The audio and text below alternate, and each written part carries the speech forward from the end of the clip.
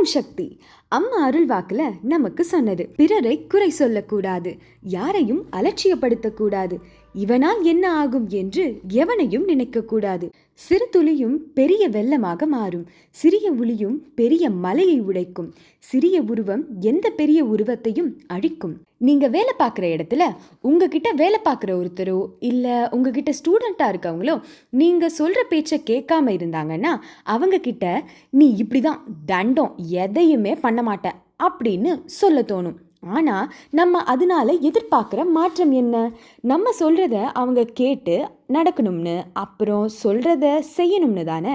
ஆனால் குறை சொன்னால் இந்த மேனேஜரோ இல்லை டீச்சரோ நம்மளை எப்பையும் திட்டிக்கிட்டே இருக்காங்க அப்படின்னு தானே நினைப்பாங்க. அதனால அவங்களுக்கு நம்ம மேலே வெறுப்பு தான் ஜாஸ்தியாகுமே தவிர நம்ம சொல்கிறத நல்லபடியாக செய்யணும்னு தோணவே தோணாது. அவங்களோட தன்னம்பிக்கையும் குறையும். அதனால யாரையும் நம்ம குறை சொல்லவே கூடாது. ஒவ்வொருத்தருக்கும் ஒரு தனிப்பட்ட திறமை இருக்கு. அவங்களுக்கு கொடுக்கப்பட்ட எந்த வேலையை நல்லா செய்கிறாங்களோ அதை பாராட்டுங்க. சின்னதா வேலையை நோக்கி ஒரு அடி எடுத்து வச்சாலும் நீ முன்ன விட இதை நல்லா பண்ணியிருக்கியே அப்படின்னு அவங்களுக்கு சொல்லுங்க.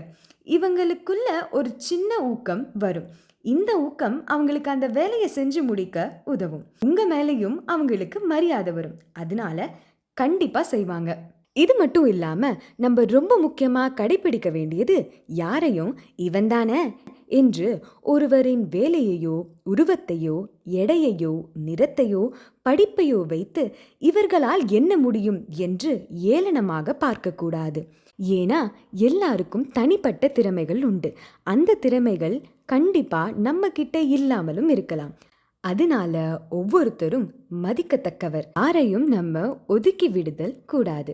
அவர்களோட தனிப்பட்ட தன்மையாலையும் திறமையாலையும் செய்யறது சின்ன உதவியாக இருந்தாலும் அவங்க தேவையான அந்த நேரத்துல செய்யறது ரொம்ப பெரிய உதவியா மாறும். அதனால அம்மா சொன்ன அருள்வாக்குப்படி யாரையுமே குறை சொல்லாமல், அலட்சியப்படுத்தாமல், ஏளனம் பண்ணாம அவர்களின் தனிப்பட்ட திறமைகளை பாராட்டுவோம் சக்திகளே.